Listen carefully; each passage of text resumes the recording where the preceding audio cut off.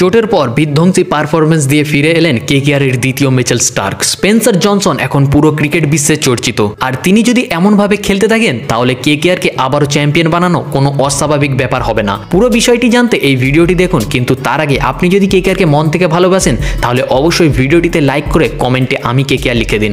Spencer Johnson, যাকে বলা হয় দ্বিতীয় Mitchell Starc, Kolkata knight riders এবার তার বোলিং লাইন আপকে শক্তিশালী করার জন্য তাকে দলে নিয়েছে। একটা বড় চমক হলো স্পেন্সার জনসন, যিনি কিনা চোটের কারণে কিছুদিন আগেই মাঠের বাইরে ছিলেন, এখন ফিরে এসে তিনি 4 উইকেট নিয়ে সবাইকে চমকে দিয়েছেন। স্পেন্সার জনসন যখন তিনি প্রথম চোট পান তখন কেউই আশা করেনি তিনি এত তাড়াতাড়ি মাঠে ফিরে আসতে পারবেন।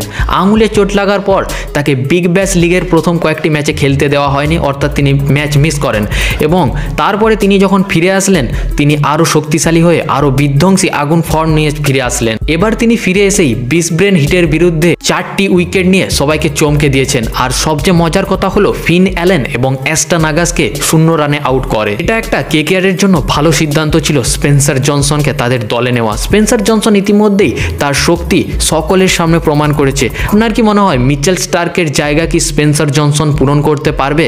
অবশ্যই মতামত কমেন্টে জানাবেন।